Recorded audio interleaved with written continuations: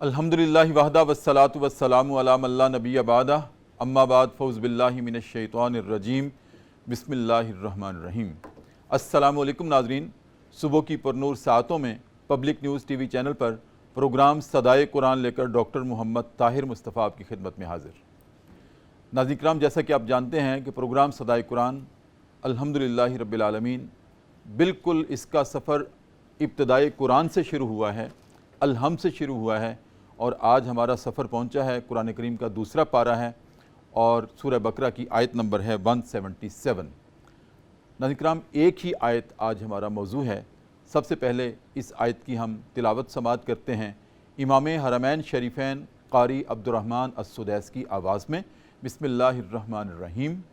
نیکی اس بات کا نام نہیں ہے کہ تم اپنے چہرے کو مشرق کی طرف پھیر لو یا مغرب کی طرف، بلکہ نیکی حقیقتاً اس بات کا نام ہے کہ جو کوئی صدق دل سے ایمان لائے اللہ پر، یوم آخرت پر، ملائکہ پر، اللہ کی نازل کردہ کتابوں پر اور پیغمبروں پر، اور اپنا محبوب مال خرچ کرے رشتہ داروں پر، یتیموں پر، مساکین پر اور مسافروں پر، اس کے علاوہ مدد کے لیے سوال کرنے والوں پر اور گردنیں چھڑانے پر یعنی قیدیوں کی رہائی پر، اور پھر نماز قائم کرے، زکوٰۃ دے، اور جب وعدہ کرے تو اسے پورا کرے، پھر یہ کہ تنگی اور مصیبت کے حالات میں اور حق و باطل کے مارکے میں صبر کرے۔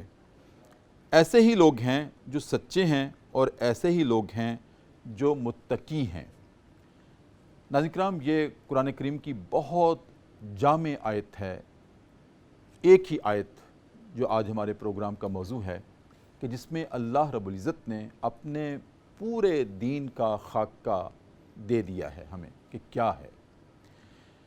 ناظرین کرام، اس کا شان نزول تو کچھ اس طرح سے ہے، اس کی ابتدا جس انداز سے ہوئی ہے وہ اس تناظر میں ہوئی ہے کہ جب تحویل قبلہ ہوئی تھی تو یہود و نصارہ نے شور شرابہ کیا تھا کہ مسلمان اپنے آخری نبی کے متوالے فداکار، ان کا کیا ہے، کبھی یہ ادھر رخ کر کے نماز پڑھتے ہیں بیت المقدس کی طرف، اور کبھی اچانک اپنا رخ پھیر لیتے ہیں بیت اللہ کی طرف۔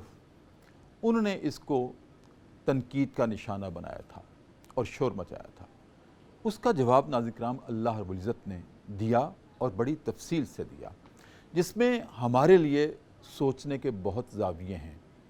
مخاطب تو وہ تھے یہود و نصارہ جنہوں نے اعتراض کیا تھا، لیکن اس کی تفصیل میں جو اللہ رب العزت نے احکام بیان کیے ہیں اور جو دین کا اور نیکی کا ایک نقشہ پیش کیا ہے، وہ ہم سب کے لیے بہت قابل فکر ہے۔ ناظرین کرام، اللہ رب العزت نے یہاں پر یہ ارشاد فرمایا ہے کہ تم کس بات کا شور کر رہے ہو۔ نیکی ہماری نگاہ میں صرف اس بات کا نام نہیں ہے کہ تم اپنے چہروں کو مشرق کی طرف پھیر لو یا مغرب کی طرف۔ ہمارا حکم ہے، ہم جس طرف بھی چہرہ کرنے کا، منہ کرنے کا، قبلہ تعین کرنے کا حکم دے دیں، ہم نے تو دیکھنا یہ ہے کہ اطاعت کون کرتا ہے۔ ہمارا تو امتحان ہے اس میں، کون نبی کی بات پر لبیک کہتے ہیں، کون قرآن کی آواز پر صدا پر لبیک کہتے ہیں اور کون نہیں کہتے۔ ہم نے تو خط امتیاز کھینچنا ہے۔ اور دوسرا، ساتھ ہی ناظرین کرام اللہ رب العزت نے یہ بھی وضاحت کر دی کہ تم صرف نیکی کو سمجھتے ہو کہ نماز پڑھ لینا، چہرہ مشرق کی طرف پھیر لینا یا مغرب کی طرف پھیر لینا، اس سے کیا مراد ہے؟ ہم کب چہرہ مشرق و مغرب کی طرف پھیرتے ہیں؟ کہ جب ہم نے قبلے کا تعین کرنا ہو، اللہ کی عبادت کرنی ہو، اس کے سامنے ہم نے سجدہ ریز ہونا ہو، تبھی ہم ایک قبل، ایک سمت کا تعین کرتے ہیں۔ تو اللہ رب العزت نے یہاں ارشاد فرمایا، تم کیا سمجھتے ہو کہ نیکی صرف اسی بات کا نام ہے؟ ہرگز اس بات کا نام نہیں ہے۔ نیکی اس بات کا نام ہے کہ سب سے پہلے تمہارے سیرت و کردار کی بنیاد ایمانیات ہونی چاہیے، جس میں اللہ پر ایمان، رسولوں پر ایمان، کتابوں پر ایمان، ملائکہ پر ایمان اور روز آخرت پر ایمان۔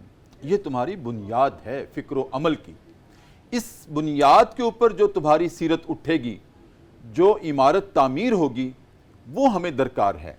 اور وہ درکار جو ہے وہ صرف محض ایمان لانے سے یا نماز پڑھنے سے اس کی تکمیل نہیں ہوگی اس عمارت کی، بلکہ اس عمارت میں سب سے پہلے ایمانیات ہیں، پھر عبادات ہیں، پھر اخلاقیات ہیں، پھر معاملات ہیں۔ یہ چاروں دین کا جزو ہیں اور یہ پلرز ہیں۔ اب ان میں سے ایک پلر بھی اگر اس میں دراڑ آ گئی تو وہ عمارت قائم نہیں رہے گی۔ ناظرین کرام، آج ہم بھی یہی سمجھتے ہیں، ہم ایمان لا کر بہت فخر کرتے ہیں، غرور کرتے ہیں کہ بس میرے دل میں ایمان ہے نا۔ ہم میں سے تو صرف ایمان پر اکتفا کرتے ہیں کہ ایمان لے آئے بس ٹھیک ہے۔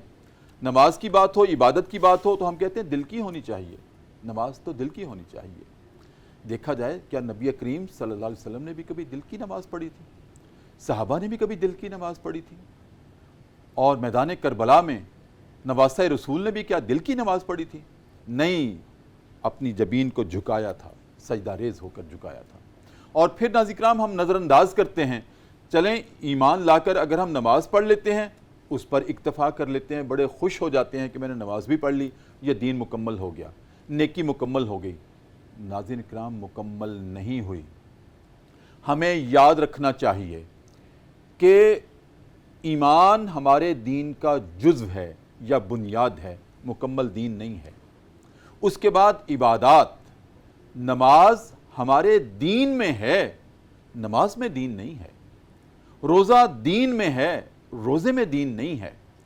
زکوٰۃ دین میں ہے، زکوٰۃ میں دین نہیں ہے۔ اسی طرح حج ہمارے دین کا ایک جزو ہے، حج میں پورا دین نہیں ہے، یہ تو اس کی جزیات ہیں۔ دین ایک مکمل پیکج ہے ناظرین کرام، اور یہاں نیکی کا جو اللہ نے تصور دیا ہے وہ بھی ایک پورا پیکج ہے، جس میں ایمانیات بھی داخل ہے، عبادت بھی داخل ہے، معیشت بھی داخل ہے، ریاضت بھی داخل ہے، سیاست بھی داخل ہے، معاشرت بھی داخل ہے، حقوق بھی داخل ہیں۔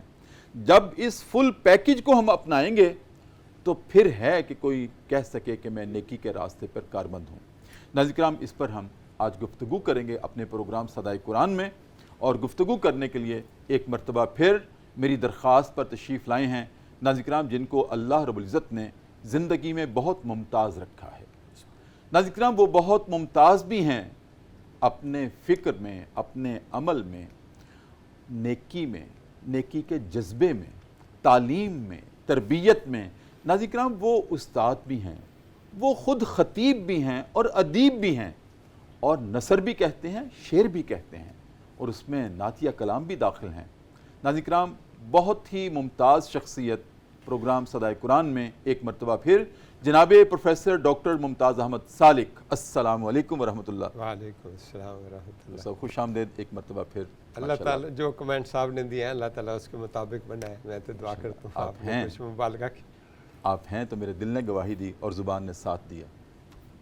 ناظرین کرام، میری بائیں جانب آپ کے جانے پہچانے صدائے قرآن کے بڑے ماشاءاللہ معروف سکولر جناب مفتی حسان ادریس عبدالسلام، ماشاءاللہ اللہ رب العزت نے جوانی میں جولانی عطا کی ہے، دین کی، فہم کی، ادراک کی، ہمارے پروگرام کی زینت ہیں۔ السلام علیکم ورحمۃ اللہ۔ وعلیکم السلام ورحمۃ اللہ وبرکاتہ۔ کیسے مزاج؟ الحمدللہ، ٹھیک ہے۔ جناب ڈاکٹر ممتاز احمد سالک، ماشاءاللہ استاذ الاساتذہ ہیں آپ، تو یہ بات رہ گئی تھی اس وقت، ماشاءاللہ آپ کے شاگرد بہت بڑے مقام پہ پہنچے ہوئے ہیں، خود استاد ہیں، اور جنہوں نے آپ سے سیکھا آج وہ استاد ہیں۔ ڈاکٹر صاحب، آج ہمارا جو مقدمہ ہے پروگرام کا جو میں نے آپ کے سامنے رکھا، یہ قرآن کریم کی بہت جامع آیت ہے، آیت البر بھی اسے کہتے ہیں، اور سورہ بقرہ کی آیت نمبر 177 ہے۔ چونکہ اتنی جامع تھی، صدائے قرآن میں بعض ایسی آیات میں آئی ہیں کہ ہم نے ایک ایک آیت پر 6 پروگرام کیے ہیں، اور یہ آیت بھی اتنی جامع ہے کہ مجھے پتہ ہے کہ اس میں آج پھر بھی تشنگی رہ جائے گی گفتگو میں، لیکن آغاز کرتے ہیں سب آیت البر، جس میں کہ نیکی کا فل پیکج بیان کیا ہے۔ ارشاد فرمائیے اس کا حسن کیا ہے اس آیت کا؟ الشیطان الرجیم، بسم اللہ الرحمن الرحیم۔ جیسا کہ آپ نے جامع اس کا تعارف کرایا ہے، یہ آیت البر ہے، اور مذاہب کا یہ معاملہ ہے کہ آہستہ آہستہ چند رسومات، چند عادات چند شعار جی جی وہ اصل بن جاتے ہیں، اور جس مقصد کی خاطر وہ مذہب ہے اور پوری انسانی زندگی کا جس سے تعلق ہے وہ نظر انداز ہو جاتی ہیں۔ صحیح۔ اور اس آیت میں بھی دراصل حقیقی جو نیکی کا تصور ہے وہ واضح کیا گیا ہے، اور اس میں یہود اور نصارہ اور ان کے جو طرز عمل تھا اس کو بنیاد بنا کر مسلمانوں کو اس کی خاطر یہ بتایا گیا ہے کہ بھی یہ کیا چیزیں ہیں، نیکی کیا ہے۔ ہم نے چھوٹی چھوٹی چیزوں کو، وہ نیکی ہیں، اچھائیاں ہیں، لیکن وہ جزیات لیکن وہ چند شعار میں الجھ گئے تھے۔ یہی وجہ ہے کہ انہوں نے صرف یہ سمجھ لیا تھا کہ ایک عمارت ہو جس کی طرف ہم رخ کریں۔ یہودیوں کی مغرب کی جانب، بیت المقدس میں مغرب کی جانب ان کا حصہ ایک جس کو انہوں نے اپنا قبلہ بنا لیا تھا، اور عیسائیوں کا مشرق کی جانب ہے جس کو انہوں نے بنا لیا تھا، اور ابتداء میں اسی طرف مسلمان بھی نماز پڑھتے تھے اور اس کی طرف رخ کرتے تھے۔ اب جس وقت تحویل قبلہ ہوا تو اس پر اصل یہ مسئلہ ہوا کہ انہوں نے شور مچانا شروع کر دیا۔ اسی طرح مشرکین مکہ نے بھی، انہوں نے بھی اعتراض وغیرہ میں ان کا ساتھ دیا کہ جی یہ دیکھیں کسی وقت کوئی قبلہ، کسی وقت یہ بھی کوئی تبدیل ہونے والی چیز ہے یا کوئی کچھ ہے اس میں ہے۔ دراصل یہ تحویل قبلہ کا حکم دراصل امامت کی تبدیلی کا حکم تھا۔ امت وسط کو اس کی جگہ پر باقیوں کے ساری رسومات اور وہ جو دین سے انحراف، جن چیزوں پر اللہ تعالیٰ نے ان کو بنیاد رکھی تھی دین کی، ان ساروں سے انحراف کے بعد وہ رسومات میں پڑ گئے تھے۔ تو اس لیے اس آیت کے ذریعے سے نیکی کا حقیقی تصور جو ان محدود تصورات کو بالکل جو ان سے نکال کر انہیں ایک وسیع تناظر میں پیش کیا گیا۔ آپ کی اجازت سے مفتی صاحب کو بھی شریک کر لوں تھوڑا سا؟ کریں جی، اچھی بات ہے۔ یہ مفتی صاحب آیت البر ہے، یہاں ہم دیکھتے ہیں مفتی صاحب کہ اس آیت میں، آیت تھوڑی سی طویل ہے، اللہ نے بنیاد کا تذکرہ کیا پہلے، ایمانیات، کہ نیکی کی بنیاد ایمان ہے، اللہ پر ایمان ہے، رسولوں پر ایمان ہے، کتابوں پر ایمان ہے، الہامی کتابوں پر، اور پھر روز آخرت پر اور پیغمبروں پر ایمان ہے۔ اچھا، چاہیے تو یہ تھا، ہیرارکی اس طرح کی ہونی چاہیے تھی، لیکن اللہ کی حکمت دیکھیں، وہ اپنے ناظرین پر واضح کرنا چاہ رہا ہوں کہ ایمانیات کے بعد فوری طور پر بات عبادت کی آنی چاہیے تھی، لیکن ایمانیات کے فوری بعد یہاں بات حقوق کی ہو رہی ہے، یتیموں کے حقوق، مساکین کے حقوق، رشتہ داروں کے حقوق، مسافروں کے حقوق، اور اس کے بعد اللہ نے نماز اور زکوٰۃ کا تذکرہ کیا ہے۔ اس میں کیا حکمت ہے؟ بہت خوبصورت بات۔ سب سے پہلی بات یہ ہے ڈاکٹر صاحب، آپ نے اتنا خوبصورت یہ پروگرام انعقاد کیا جو سورہ فاتحہ سے چلے تھے، آج الحمدللہ 177 سورۃ البقرہ کی آیت 177 پہ ہم پہنچ گئے الحمدللہ۔ اور سب سے بڑی بات یہ آپ کا، آپ کی پوری ٹیم کا، آپ کے جتنے بھی پروڈیوسر ماشاءاللہ یہاں پہ جتنے بھی کارکن ہیں، سب کا شکریہ۔ اور دوسری بات یہ کہ یہاں پہ ڈاکٹر صادق صاحب بیٹھے ہیں، میرے استاد ہیں، اور ان کے سامنے گفتگو کرنا ایسے جیسے سورج کو چراغ دکھانا۔ ایک میرا بڑا محبوب بچہ کیمرے کے پیچھے ہے، اللہ اکبر، عابد، ماشاءاللہ، اللہ تعالیٰ اس کو بھی عزت و آبرو نصیب کرے۔ پیچھے اور کیمرے پہ آسن ہے ماشاءاللہ، یہ کیمرے کے پیچھے ہیں جو پوری امت کو آج پیغام دے رہے ہیں الحمدللہ۔ اور اوپر عثمان صاحب بیٹھے ہیں ماشاءاللہ۔ جی ڈاکٹر صاحب، یہ اتنی پیاری خوبصورت آیت ہے نا، یہ سورہ بقرہ کی طویل آیات میں اس کا شمار ہوتا ہے، یہ اس ایک آیت سے آپ پوری ایک رکعت ادا کر سکتے ہیں۔ صحیح۔ اور ماشاءاللہ تو خوبصورت گفتگو اور کا آغاز آپ نے کچھ بیان کیا، کچھ ڈاکٹر صاحب نے بیان کیا، اور گفتگو کو بہت سہل آسان کر دیا۔ تحویل قبلہ کا بھی ذکر آ گیا، جو سورہ جو ہے وہ دوسرے پارے سے شروع ہوتی ہے، سیقول الصفا۔ تو 16-17 مہینے جو مسلمانوں نے بیت المقدس کی طرف نماز ادا کی، اور ادا کرنے کے بعد جب فوراً تحویل قبلہ کا جو معاملہ ہوا تو یہ اللہ کے حکم سے تھا۔ تو پھر اس لیے اللہ تعالیٰ نے اس پیراڈائم کو یہاں بیان کیا کہ نیکی یہ نہیں ہے کہ تم اپنے منہ کو مشرق و مغرب تک طرف پھیر لو، بلکہ اللہ کو حکم کو پورا کرنا یہ نیکی ہے اصل میں، اور یہ اس میں لگے ہوئے ہیں۔ اب بات ہو رہی ہے یہاں پہ اس چوٹی کی چیز کی، ایمان باللہ کی، یہاں پہ پھر اس کے بعد اب یہاں پہ اس کے فوراً ساتھ اللہ تعالیٰ نے حقوق کا ذکر کیا۔ اور اکثر ہم نے پروگرام بھی کیا کہ پچھلی آیت میں آیا کہ بعض آیت اللہ تعالیٰ نے جو ہے نا اپنے حقوق کے ساتھ والدین کے حق بھی جو ہے نا وہ رکھا ہے، 4 مرتبہ قرآن مجید میں آیا۔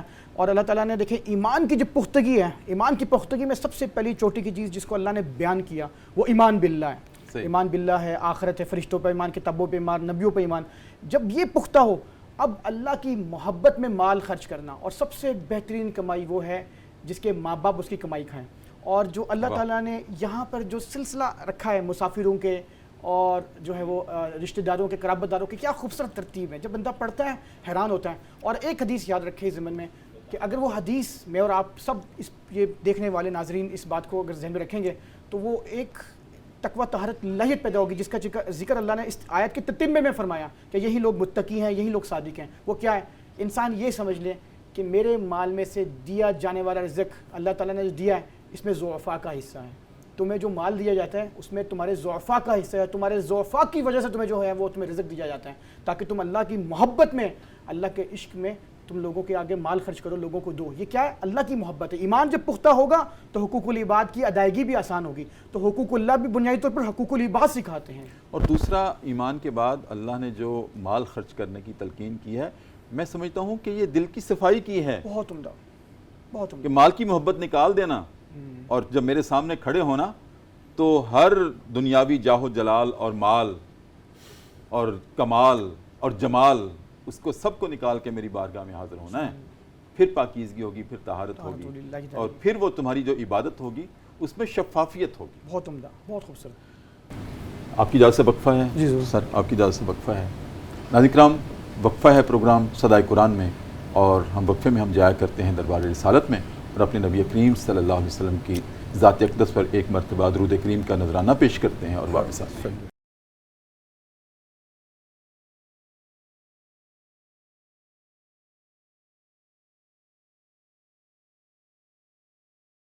وقفے کے بعد ناظرین کرام دوبارہ آپ کی خدمت میں حاضر. صبح کی پر نور سے آتے ہیں، public news T V channel ہے، ہمارا پروگرام ہے صدائے قرآن، اور الحمدللہ ہمارا یہ سفر پہنچا ہے. الحمد سے شروع ہوا، دوسرا پارہ ہے قرآن کریم کا، اور سورہ بقرہ ہے، آیت نمبر 177 ہے. جناب ڈاکٹر ممتاز احمد صالح سر، یہاں پر ایمانیات کے بعد اللہ رب العزت نے مال خرچ کرنے کی تلقین کی ہے. حقوق ادا ہو جائیں تمہارے. عبادت ہمارے لیے ہے، لیکن ہم چاہتے ہیں کہ عبادت اس وقت تمہاری قابل قبول ہو جب حقوق سے تم ماورا ہو کر ہمارے پاس آؤ گے. یہاں پر ایک شرط بڑی عجیب اللہ نے لگا دی. ایک یہ بھی کہا بھی جا سکتا تھا کہ مال خرچ کرنا ہے میرے راستے میں، پھر آگے تصرفات بھی بتا دیے کہ کہاں کہاں تصرف اس کا کرنا ہے مال کا. وہ بتانے سے پہلے شرط یہ لگائی ہے وَآتِ الْمَالَ عَلَىٰ حُبِّهِ، وہ مال تمہیں محبوب ہو. کیا مال کوئی ایسا بھی ہوتا ہے جو غیر محبوب ہوتا ہے؟ یہاں حب ہی کی شرط لگا کر، اور ہم مال کو بہت محبوب رکھتے ہیں، بلکہ ساری دنیا کا دار و مدار ہی آج کل مال پر ہے. تو وہ مال جس کو تم کہتے ہو یہ میرا اپنا ہے، اس میں سے خرچ کرنا ہے، اور پھر آگے بتایا، کیٹیگوریکلی بتایا کہ یہاں خرچ کرنا ہے. کیا ارشاد فرمائیں گے؟ بسم اللہ الرحمن الرحیم. میں یہ چاہوں گا کہ اس طرف آنے سے پہلے ذرا ترتیب کو ہم سامنے رکھتے ہیں اور اس کا نیکی سے تعلق جو صحیح. پہلی بات یہ ہے کہ نیک عمل وہ ہوتا ہے جو اللہ تعالیٰ کی رضا کی خاطر ہو، اللہ تعالیٰ کے حکم کے اطاعت میں ہو، اور اللہ تعالیٰ ہی مقصود اور مطلوب ہو، تو پھر میٹر نیکی کا چلتا ہے. جی بالکل. ورنہ اچھے کام تو سارے ہوتے ہیں، صحیح، اور ہر اچھے کام کا اللہ تعالیٰ جزا دیتا ہے، لیکن اگر دنیا کی طلب کے لیے ہو، بغیر ایمان کے ہوں، تو فلاحی کام مسلمان کے علاوہ غیر مسلم بھی کر لیتے ہیں، باقی ادھر ادھر، تو ان کا ساروں کا حساب ادھر چکا دیتے ہیں. وہ نیکی کے اس زمرے میں نہیں آتا جس کا یہاں ذکر کیا گیا. صحیح. اس لیے کہ پہلے ہی ایمانیات سے تعلق ہے. تو اس کا مطلب ہے کہ من آمن باللہ ہے، یعنی نیکی کا ذکر کرنے کے بعد ایمان کا کیا گیا. ایمان پر تو وسیع لیکچر ہو سکتا ہے، لیکن یہاں بات یہ ہے کہ جو اللہ تعالیٰ کے ایمان کے نتیجے میں جو عمل معرض وجود میں آئے گا اور مطلوب و مقصود اللہ ہوگا، وہ نیکی ہوگا. صحیح. باقی نہیں. اس کو اس طرح نکال دیں. اور اسی طرح دوسرا یہ ہے آمن باللہ والیوم الآخر، کہ نیکی کا عمل صحیح معنوں میں وہ ہے جس میں دنیا مطلوب نہ ہو، آخرت مطلوب ہو. سبحان اللہ. یہاں پر ایمان آخرت کا مطلب یہ ہے کہ نیکی کے ہر عمل میں انسان مطلوب وہ ہو، اللہ تعالیٰ ہر نیکی میں دنیا میں بھی وہ دے دیتا ہے، لیکن مطلوب آخرت میں ہو. صرف دنیا طلبی اچھے سے اچھا آپ سارے پیسے خرچ کر دیں، لیکن یہ ہے کہ مجھے شہرت مل جائے، مجھے یہ مل جائے، ممبری مل جائے، مجھے لوگ پسند کرنا شروع کر دیں، مجھے فلاں فائدہ ہو جائے، تو اچھا کام تو اچھا ہی رہے گا، لیکن دنیا میں آپ کو وہ فائدے مل گئے تو آخرت مطلوب. یہاں پر ایمان بالآخرہ کا مطلب یہ ہے کہ نیکی کے محرک میں دنیا میں نقصان بھی ہو جائے کوئی بات نہیں، لیکن آخرت میں اس کا اگر کوئی وزن ہے تو پھر وہ نیکی ہوگی. صحیح. آگے کیا ہے؟ والملائکہ، تمام ملائکہ کے ذریعے یہ جو پیغام ہے ہدایت، خود یہ نیکی کی یہ آیات ساری کو جو آئی ہیں حضرت جبریل امین لائے ہیں. جی ملائکہ تو وہ ایک ذریعہ ہیں کہ اللہ تعالیٰ نے جو اتارا ہے، اور پہلے بھی کتابیں اتاری تھیں، اس لیے اگر جو یہود اور نصارہ مشرکین وہ کوئی بیٹیاں خدا کہتے تھے، وہ سارے اگر آپ نیکی کے تناظر میں دیکھیں تو یہاں پر یہ ہے کہ ملائکہ کی جو پہنچائی ہوئی بات ہے ان کو یہ سمجھنا کہ ہر وہ چیز حق بات وہ پوری کی پوری اتری ہے، یہ ہو گیا. اسی طرح کتاب جو بھی احکام کتاب کے اندر ہیں وہ نیکی کی ساری چیزیں بتا دی گئی ہیں اور برائی کی بھی. اس لیے یہاں پر کتاب کا مطلب یہ ہے کہ ہر چیز جو کتاب کے حکم میں ہے آپ عمل کرتے ہیں تو وہی آ گئی. اسی طرح دیکھ لیں نبیوں کا بھی ان کا اسوہ ہے، طریقہ ہے، کس طرح وہ راستے پر چلے وہ سامنے رکھ لیں. اور آگے پھر یہ آپ نے جو سوال کیا آت المال علی حبہ ذوی القربہ، ذوی القربہ، اب یہاں پر یہ آتا ہے کہ مال پرکشش ہے، ہر کسی کو پسند ہے، ہر کوئی اس کے لیے لگا ہوا ہے، بلکہ مال کی محبت سب سے بڑی آزمائش بھی ہے کہ مال اور اولاد کی محبت. اور انسان مال کی محبت میں جائز ناجائز ساری حدود، سارے آخرت، ساری چیزیں بھول جاتے ہیں. اور آج کل یہی ہمارا مسئلہ ہے کہ ہم سارا کچھ بھول کر یہ کہتے ہیں بس مال آ جائے، کسی طریقے پر آ جائے. بددیانتی ہے، کرپشن ہے، ساری چیزیں جنہوں نے ہمیں پاکستان کو وہ کر رکھا ہے، وہ اس میں مقروض کر رکھا ہے. تو اللہ حب ہی یہ بھی ہو سکتا ہے، اس کا بعض مفسرین نے کہا ہے کہ اللہ تعالیٰ کی محبت میں ہی سارا کچھ کرتے ہیں، یہ بھی. لیکن یہ بھی ہے کہ اس کا مرجع جو ہے اللہ حب ہی کا مطلب یہ ہے کہ مال محبوب ہے، پسند ہے، اس کے باوجود وہ خرچ کرتے ہیں. اور یہاں پر ترتیب کیا ہوگی؟ ذی القربہ سب سے پہلے اقارب. تو یہاں پر یہ ہوتا ہے کہ یہ جو مالی طور پر جو حقدار ہیں لوگ، ان کے لیے دینا وہ پریفرنس میں ہو. اور سب سے پہلا حقدار کون ہے؟ انسان کی جان ہے. باقی سارا آپ خرچ کر لیں، جن کی وہ وبدا ماتول جو آپ کے زیر انتظام ہیں، ان پر ابتدا وہاں سے کرنی چاہیے. اس میں اپنی ذات بھی موجود ہے. ساری دنیا میں لٹاتے پھریں اور اپنے بچے پاؤں میں جوتا نہ ہو اور وہ بھوکے بیٹھے ہوئے ہیں، نہیں. یہ پھر اس کی ترتیب یہ بتائی ہے، ذی القربہ والیتامہ. پھر قرابت دار کون ہے؟ سب سے پہلے تو گھر والے، اس کے بعد جتنا قریب ہیں ان کے حالات کو آدمی بہتر جانتا ہے، اس لیے ان کا حق بھی زیادہ ہے قرابت داروں کا. بلکہ ہمسائیگی میں جو ہے نا قرابت دار، ہمسائیگی میں اگر آپ سفر کر رہے ہیں تو جو ہمسایہ ہے وہ بھی آپ کا قرابت دار بن جاتا ہے، اس کا حق. ذی القربہ والیتامہ. اب اس زمانے میں یتیموں کا کوئی پرسان حال نہیں ہوتا تھا، ان کے مال کو ہڑپ کر لیتے تھے. یہاں پر یہ مال ہڑپ کرنے کی بجائے ان کو دیں. ابو جہل نے بھی وہ یہ مال ہڑپ کیا ہوا تھا حضرت صلی اللہ علیہ وسلم نے مکی دور میں، وہ بچے کو اس کا حق دلانے کے لیے لے گئے، اور حالانکہ وہ کٹر دشمن کے پاس بھی لے گئے کہ اس کا حق دلائیں. اس سے دور جدید میں بھی حادثات میں ابھی حادثہ ہوا ہے، حادثات میں یتیم ہو جاتے ہیں. جنگیں جو کارپٹ بمنگ جہاں پر ہو رہی ہو، جہاں پر بچے عراق میں اور مختلف جگہوں پر جو مارے پھر رہے ہوں اور اس وجہ سے سسک کر مار رہے ہوں، ان کا کوئی پرسان حال نہیں ہے. تو یہ جو ہے نا اسلام یہ کہتا ہے کہ ان کے حق دبانے کی بجائے جو آپ کے پاس ہو وہ محتاج ہیں تو ان کو الٹا دو.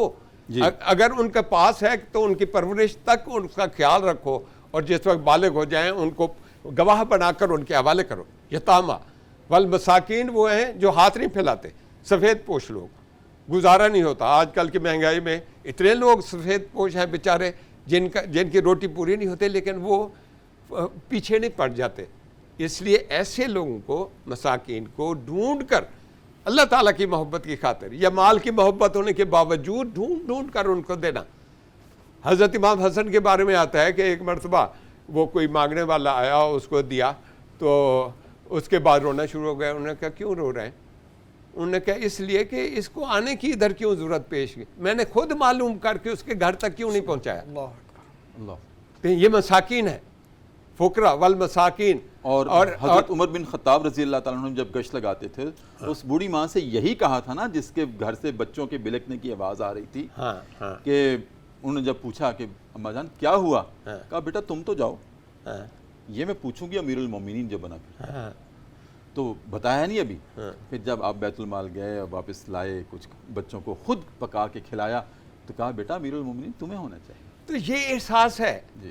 جب ہم اپنے ملک میں یہ دیکھتے ہیں کہ کتنا سارے لوگ تھر وغیرہ میں ادھر ادھر، کتنے سارے بچے روٹی کی وجہ سے محروم رہ گئے. ہم یہ دیکھتے ہیں کہ علاج ان کو نہیں مل سکا، اتنا دوائیاں بھری ہوئی اور اتنا وہ پڑے ہوئے ہیں، ان کا علاج نہیں ہو سکا. اور ان کی روٹی کی خاطر جا کر وہ کہتا ہے نا اللہ حبی، کہ جا کر تصویریں کھچوا کر 21 کھانے کھا کر آ گئے، ان بچوں کو کچھ نہیں ملا. یا سیلاب زدگان میں جو کچھ ہے ہم نے دیکھا، ابھی تک رولتے پھر رہے، پچھلے والے اور سیلاب آ گئے. کہنے کا مطلب یہ ہے کہ پورا لاہ عمل ہے اس میں، کہ یہ جو ہے نا مال کی محبت ہر کسی کا. اور سب سے بڑی آزمائش بھی یہی ہے کہ جب آدمی حلال کا مال، حرام کا مال ادھر سے لے لیں، ادھر دے دیں، فوٹو کھنچوا لیں اور فلاں جگہ پر لگا دیں، یہ تو ہر کوئی کرتا ہے. لیکن حلال کا مال ہو، اپنے کمائی کے ساتھ ہو، پھر آدمی اللہ تعالیٰ کی راہ میں دے، پھر آدمی کسی غریب اور محتاج کا بنے، اس کا کفیل بنے، تو پھر پتہ چلتا ہے نا کہ کیا ہے. تو اس لیے یہ بتایا گیا ہے کہ یہ جو چھوٹی چھوٹی رسومات کو وہ آپ نے بنانے کی بجائے یہ دیکھو کہ ارد گرد کے لوگ تمہارے کتنا ہیں. تم صرف اس میں پڑ گئے کہ ادھر منہ کر لیا، ادھر منہ کر لیا. پورا دین اور چیز ہے. الحمدللہ پاکستان میں کافی سارے لوگ مخیر حضرات ہیں، ڈونر کی کوئی کمی نہیں ہے، لیکن لوگ حریص ہیں. یعنی کتنے سارے اس میں جو ہے نا سیلاب زدگان کے اس میں یہ آیا لوگ ہے، چھاپا مار کا ٹرک کے ٹرک لوٹ لیتے تھے. اب یہ جو ہے نا یہ اس طرح اکٹھے کیے جانا اور اس میں کیے جانا، تو اس لیے ضرورت ہے اس کی کہ اس آیت کے مطابق ہم اپنا لاہ عمل تیار کریں. آپ کی اجازت سے مفتی صاحب سے تھوڑی سی بات. ہاں جی. مجھ صاحب میں ایک غیر ملک میں گیا اور 2 مرتبہ گیا، ہمارا ہمسایہ ملک ہے، اور میں نے وہاں ڈاکٹر صاحب یہ دیکھا تو کوئی مانگنے والا نہیں ہے. تو میں نے اپنے مترجم سے پوچھا، میں نے کہا میں نے 8 دن ہو گئے گلیوں بازاروں میں گھومتے ہوئے، مجھے کوئی مانگنے والا نظر نہیں آیا. تو انہوں نے بتایا مانگنے والا نظر کیوں آئے گا. مجھے کہا کہ آپ نے دیکھا نہیں کہ گلیوں چوراہوں سڑکوں پہ ہم نے غلہ لگایا ہوا ہے، 3 فٹ کا پائپ نیچے سے اور اوپر ایک غلہ ہے، ایسے 2 ہاتھ اس پہ بنے ہوئے ہیں تعاون کے. تو وہ قوم آتے جاتے گاڑی روک کر ان غلوں میں پیسے ڈالتی ہے، اور انہوں نے بتایا کہ ریاست ہر ہفتے جمعے والے دن ان غلوں کو کھولتی ہے، اور جو مس فارچون کلاس کے لیے اس قوم نے خود احساس کے طور پر ان غلوں میں پیسے جمع کیے ہوتے ہیں، ڈالے ہوتے ہیں، ریاست ان کو نکال کر جن کا حق ہے ان کی دہلیز تک پہنچاتی ہے. کوئی باہر کیوں نکلے، اس کی عزت نفس مجروح کیوں ہو، تو آپ کو نہیں نظر آئے گا. یہ دین اسلام ہے.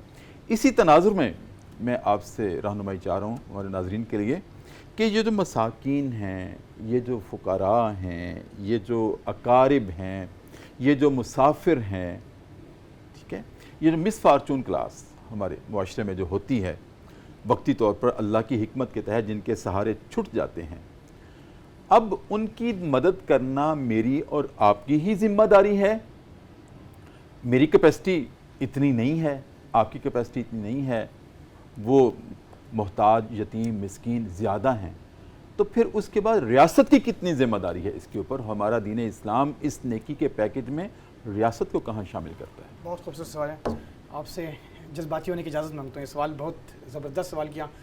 آپ نے صحیح دکھتی رگ پہ ہاتھ رکھا ہے. آپ باہر کے ملک گئے، آپ نے انصاف دیکھا. یہ انصاف کا شیوا اصل میں ہمارے مسلمان حکمران تھے جنہوں نے کسی دور میں ریاست کے قوانین جو ہے وہ صحیح طریقے سے دور نبوی سے لیے اور اسے وضع کر کے اس اصول کو وہاں پر جو ہے لاگو کیا. جی میں آپ کو ایک خلیفہ کا وقت کا واقعہ بتاتا ہوں. ڈاکٹر صاحب نے تو پوری ترتیب سے ماشاءاللہ الحمدللہ استاد محترم نے بیان کیا جو اللہ کی محبت میں مال کو دیتے ہیں, اور قرآن خود بیان کرتا ہے انہ لحب الخیر لشدید. انسان کا تو یہ حال ہے کہ اپنی مال کی محبت میں بڑا ہی شدید ہے. اب خلیفہ وقت کا سنیں, دیکھیں آپ نے بات کی ریاست کی ذمہ داری, ریاست کی جو ہے وہ 4-5 ذمہ داری بڑی موٹی موٹی. آپ کو سیکیورٹی فراہم کرنا, آپ کو خوراک فراہم کرنا, آپ کو سکنا فراہم کرنا, آپ کو میڈیکل فراہم کرنا, آپ کو جتنے بھی ریاستی امور ہوتے ہیں, روٹی, کپڑا, مکان, تعلیم, علاج, معالجہ, یہ انسان کے بنیادی حقوق ہیں جو ریاست فری آف کاسٹ. جی شیلٹر بھی شامل ہے, سیکیورٹی بھی شامل ہے, روٹی, کپڑا, مکان, میں نے کہا ہے. جی بالکل فرمایا, سیکیورٹی, ہاں, اور تحفظ. یہ بغیر کسی تخصیص کے کون مسلمان ہے, کون مسلمان نہیں ہے, اسلامی ریاست میں رہنے والے ہر شخص کے لیے یہ ریاست کی ذمہ داری ہے. اسی لیے حضرت علی فرماتے ہیں کہ اللہ جو ہے وہ کفر کا جو نظام چلا دیتا ہے, ظلم کا نظام نہیں چلاتا. ظلم اللہ کو برداشت نہیں ہے. میں خلیفہ وقت کی بات بتا رہا ہوں, ایک خلیفت نے ایسا نظام نافذ کیا, بیت المال میں بہت سارا مال اکٹھا ہو گیا. ڈاکٹر صاحب نے بھی مال دیا, آپ نے بھی دیا, سب سے مال اکٹھا ہو گیا. اور جب مال اکٹھا ہوا تو پھر اس کے بعد انہوں نے کہا کہ اب یہاں پہ جتنی بیوہ ہیں ان کو دیا جائے. اچھا مال بچ گیا, بچنے کے بعد اب جتنے بھی علاج معالجے کے لیے, ٹریٹمنٹ کے لیے لوگ آئے, جسے ہم کہتے ہیں مسافر, ان کو دے دیا جائے. مال بچ گیا. پھر لوگوں کی تعلیموں پہ صرف کیا جائے, مال بچ گیا. فرمائے نا حضرت عمر بن عبدالعزیز, خلیفہ پنجم عمر بن عبدالعزیز اللہ تعالی عنہ رحمۃ اللہ علیہ, نور اللہ مرکدہ. اور اس کے بعد جب مال بچ گیا تو پھر کہا اب کیا کریں, اب نوجوانوں کی شادی کریں, اب معاشرے میں جو ہے نا وہ برائی جو ہے وہ اس کو بھی ختم کیا جائے, نوجوانوں کی ارلی ایج میں شادی, یہ ہمارا ترہ امتیاز تھا. پھر بھی مال بچ گیا, اب کیا کریں, اب اس مال کی جو ہے نا گندم خرید کر پہاڑوں پر پھیلا دو تاکہ کوئی بھی اسلامی ریاست کے اندر کوئی پرندہ بھی بھوکا نہ مرے. یہ تھا اسلام کا نظام, یہ تھا ترہ نظام. ہاں, وہ کیا کرتے تھے کہ میرے دور سلطنت میں کوئی انسان تو درکنار, کوئی پرندہ بھی بھوکا نہ رہے. اگر سب انسانوں کے حقوق پورے ہو گئے ہیں تب گندم کو لے کر پہاڑوں پر پھیلا دو تاکہ پرندے بھی گواہی دیں کہ عمر بن عبدالعزیز کی ریاست میں ہم بھوکے نہیں رہے. سبحان اللہ. اور حضرت عمر فرماتے ہیں کہ اگر دریائے فرات کے کنارے کتا بھی بھوکا مر گیا تو عمر سے پوچھ ہوگی. جی پوچھ ہوگی. آپ کی اجازت سے وقفہ ہے سر, آپ کی اجازت سے. ناظرین کرام, بہت خوبصورت گفتگو ہے. ایک مرتبہ پھر وقفہ ہے, اور وقفے میں ایک مرتبہ پھر ہم چلتے ہیں نبی کریم صلی اللہ علیہ وسلم کی بارگاہ میں اور درود کریم کا نذرانہ پیش کر کے واپس آتے ہیں.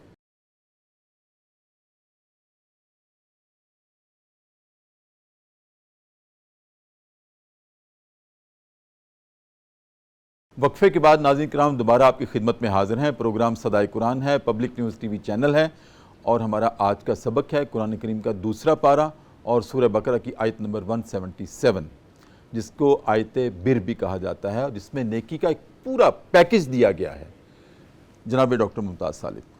ہاں جی, بات ہو رہی تھی حضرت عمر فاروق رضی اللہ تعالیٰ عنہ کی. ایک تو یہ ہے کہ اگر فرات کے کنارے ایک بکری کا بچہ یا جمل یا اونٹ کا ذکر ہے, وہ اگر بھوکا مر گیا تو کتے کا نہیں ہے. میں نے پوری تحقیق کی تھی, اس کو ذرا تھوڑا سا امینڈ کر لیا جائے. ٹھیک. اور دوسرا یہ ہے کہ جو رسول اکرم صلی اللہ علیہ وسلم کا عمل تھا آگے وہی چلا. حضور صلی اللہ علیہ وسلم مغرب نہیں ہونے دیتے تھے, کوئی بھی چیز آتی تھی گھر میں تو وہ تقسیم کر دیتے تھے. جی جی, یہ طریقہ کار رہا. حضرت عمر فاروق رضی اللہ تعالیٰ عنہ ایک مرتبہ جا رہے تھے سفر میں, تو ایک جھونپڑی دیکھی تو ادھر گئے. تو ادھر جا کر کہا کہ اماں, بڑھیا ایک بیٹھی تھی, کہ آپ کو کسی چیز کی ضرورت تو نہیں ہے. وہ پوچھا, خیریت معلوم کی ادھر ادھر کر کے. تو اس نے کہا کہ آپ کو تو خلیفہ ہونا چاہیے. بیٹا خلیفہ تو تمہیں ہونا چاہیے. عمر کو اس کا خیال نہیں ہے, تمہیں کیسے خیال آ گیا؟ انہوں نے کہا اماں, عمر کو کیسے پتہ چلے گا, اتنا دور رہ رہی ہیں کہیں راستے میں, عمر کو کیسے پتہ چلے گا؟ جی جی. اس نے کہا کہ عمر کو اگر میرا پتہ نہیں ہے تو وہ خلافت کیوں کرتا ہے؟ اللہ اکبر, اللہ اکبر. وہ قرآن کو. اس لیے ایک تو یہ بات ہے کہ وسائل کا مسئلہ نہیں ہے, وسائل کی تقسیم کا مسئلہ ہے, اس پر وسائل میں عدل کا مسئلہ ہے, حکومت کا جو بھی ہم کہتے ہیں. یہ نہیں ہے کہ ہمارے پاس ہمارے کھیت کھلیان سارے خراب ہو گئے، ہماری زمین کے اندر خزانے سارے ختم ہو گئے، ہمارے اوپر یہ ہماری ایمانداری ختم ہو گئی ہے، جی جی ہماری جس کا آگے ہمارے عہد کی پابندی ختم ہو گئی ہے کہ کوئی سمجھتا نہیں ہے کہ ہم نے کوئی عہد بھی کیا ہے اس کو پورا بھی کرنا ہے۔ آپ کی اجازت تو ایک شعر مجھے یاد آ رہا ہے آپ کی گفتگو سے، تم کو پتہ نہیں تو بتانے کا فائدہ، تم کو میرے دکھوں کی خبر ہونی چاہیے۔ سبحان اللہ۔ تو ایک تو یہ بات ہے، دوسرا یہ ہے کہ ہم آبجیکٹیولی دیکھیں اسلام نے جو طریقہ بتایا، ہم یہ کہتے ہیں کہ اچھا جی ان کی ذمہ داری ہے، وہ کہتے ہیں ان کی ذمہ داریاں، نو ادا کرتے ہیں پوری نہ وہ کرتے۔ اسلام نے جو سسٹم دیا ہے اس میں فیملی سسٹم دیا ہے جو کفالت کے لیے کرتا ہے، ارد گرد ہمسایوں کے حقوق اس کا بنایا ہے جو انفرادی طور پر ہے، اسی طرح زکوٰۃ ہے، صدقات ہیں، ان چیزوں کا کیا ہے تاکہ لوگ ایک دوسرے کی مدد کریں اور قرابت یہ، اور پھر اس میں ریاست کا بھی ہے کہ ریاست کے اندر بھی یہ احساس ہونا چاہیے۔ اس لیے یہ آیت کہتی ہے کہ پورے سسٹم کو آپ درست کریں، انفرادی حقوق ہر کوئی ادا کرے تو کافی سارے ریاست پر بوجھ ختم ہو جائے گا۔ اور ریاست جو ہے جو چیزیں اسلام نے فری قرار دی ہیں وہ سب سے مہنگی ہیں، علاج سب سے مہنگا، تعلیم سب سے مہنگی، پرائیویٹ ہر چیز، بیرونی اشاروں پر کیے جا رہے ہیں سارے، یہ ساری چیزیں جو سیکیورٹی بڑی مہنگی، اور پھر بھی چوریاں وغیرہ سب سے زیادہ ہوتی ہیں، اور بس آقا چور وہی نکلتے ہیں جنہوں نے حفاظت کرنی ہے۔ تو یہ جو خرابی، یہ پورے سسٹم کو یہ آیت بیر یہ کہتی ہے کہ نیکی کے تصور یہ ہے کہ آپ سارے اپنی ذمہ داریوں کو پورا کریں اور ایمانداری سے کریں، اپنے وعدوں کو پورا کریں، اپنے احساس کریں، سائلین کا بھی احساس کریں۔ گردن چھڑانا ہے، آج کل کوئی ناجائز طور پر کوئی مقدمے میں اگر پھنس جائے تو آج کل وہی گردن چھڑانی اس کے لیے مشکل ہو جاتی ہے، ناجائز چیزیں، اور جو فرادی لوگ ہیں وہ مزے کرتے ہیں۔ انصاف اتنا مہنگا ہے، اسلام میں کسی جگہ پر انصاف کے لیے پیسوں کی ضرورت نہیں تھی۔ اب سب سے مشکل چیز یہ ہے کہ جس کی چوری ہوئی ہے وہ پہلے کہیں سے قرضہ لے کر تو وکلا کی فیس کرے، پھر مقدمہ لڑے۔ یہ ہر چیز ہماری بگڑی ہوئی ہے، اور یہ آیت بیر پورے سسٹم کو وہ ٹھیک کرنے کی توجہ جاتی تطہیر کرتی ہے۔ جی مفتی صاحب، وائنڈ اپ کیا پیغام دیں گے آیت بر کا؟ آیت بر کے حوالے سے ماشاءاللہ ڈاکٹر صاحب نے بہت خوبصورت اور جامعیت کے ساتھ حق ادا کر دیا۔ اس میں جو اس کے تتیمہ میں جو اللہ تعالیٰ نے کہا ہے کہ یہ سچے ہیں، راست باز ہیں، متقی ہیں، اور جو اس سے پہلے اللہ تعالیٰ نے جو کہا ہے یہ جو وعدوں کو پورا کرتے ہیں اور صبر کرتے ہیں۔ صبر کے حوالے سے میں ایک پیغام دینا چاہوں گا۔ صبر کی 3 قسمیں ہیں بنیادی طور پر، پیشنس، صبر، اور ایسے ہی نہیں کہہ دیا اللہ نے ان اللہ مع الصابرین، اللہ صبر کرنے والوں کے ساتھ ہے، یہ عمل ہے آپ کا۔ دیکھیں اس آیت میں آپ نے خود بتایا اس میں ہمارے جو ہے وہ فکر و عمل کی تطہیر ہے، یہ ظاہر اسلام بھی ہے، باطن اسلام بھی ہے۔ صبر کے حوالے سے 3 باتیں یاد رکھیے، وہ کیا ہے کہ سب سے پہلے انسان نیکی کرتا ہے، نیکی کر کے اتنا بڑا راستہ ہے، کب تک نیکی کرتا رہوں؟ نیکی کرنے کے اوپر بھی صبر کرنا ہے، صبر علی العطاعت۔ اور اس کے بعد دوسرا صبر کا درجہ یہ ہے گناہوں سے بچتے ہوئے صبر کرنا، اور تیسرا صبر جو اس حوالے سے قرآن مجید میں آیا کہ وَالضَّرَّاءِ وَالْبَأْسَاءِ، تکلیفوں میں، مشکلات میں، چاہے جسمانی ہو روحانی ہو، اس پہ بھی صبر کرنا۔ اور پھر اللہ تعالیٰ نے کہہ دیا کہ ان اللہ مع الصابرین۔ تو صبر جو ہے نا وہ بہت ضروری شے ہے جو ہمارے عمل سے، ہمارے جوارح سے سامنے لوگوں کو ظاہر ہو، اور صبر بہت بڑا یہ تقویٰ ہے، یہ بہت بڑی چیز ہے جو آج کل لوگوں میں ختم ہو رہا ہے۔ اس کا بہت شکریہ خوبصورت گفتگو کا جناب ڈاکٹر ممتاز سالک، ہم ہمیشہ آپ کے سالک رہیں گے، تو آپ نے ہمارے پروگرام صدائے قرآن میں تشریف لاتے رہنا ہے۔ ناظرین کرام، بہت خوبصورت گفتگو ہوئی آیت بر پر، اور اب ہمارا وقت ہے پروگرام صاحب قرآن میں ذکر صاحب قرآن کا۔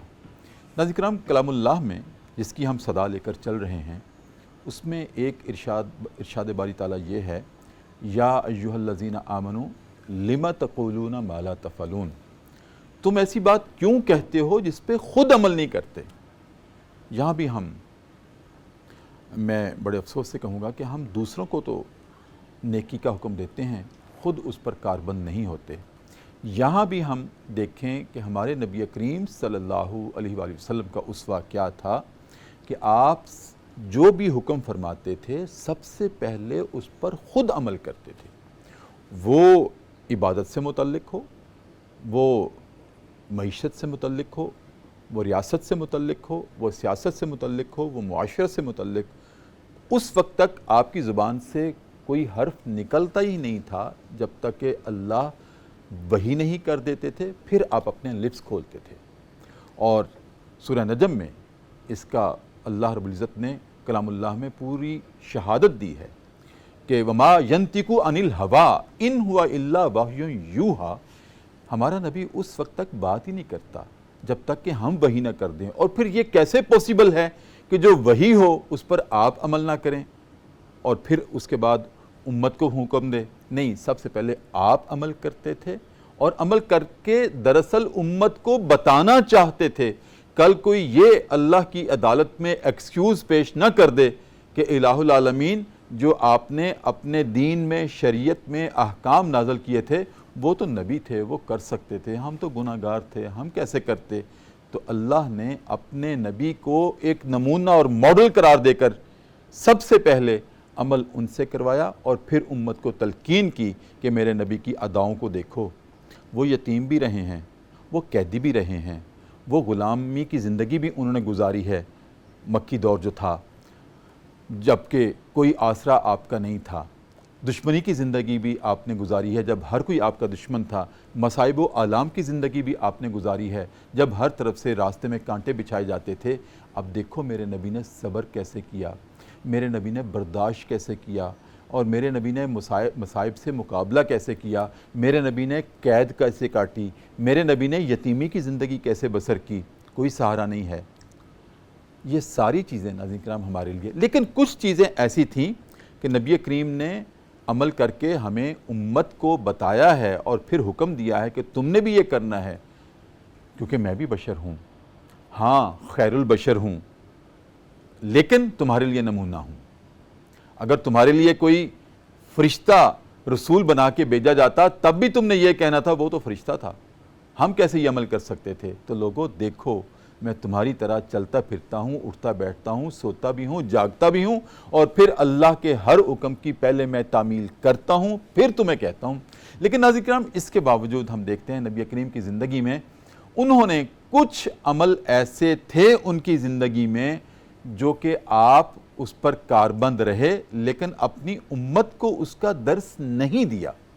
مثال کے طور پر ہمارے لیے 5 نمازیں فرض، نبی کریم کے لیے 6 نمازیں فرض تھیں. آپ نے تہجد بھی فرض کی طرح ادا کی اور مکمل کاربند رہتے ہوئے. ایک مرتبہ ایک صحابی نے پوچھا یا رسول اللہ تہجد ہمارے لیے بھی فرض ہے، آپ خاموش رہے. پھر پوچھا، آپ پھر خاموش رہے.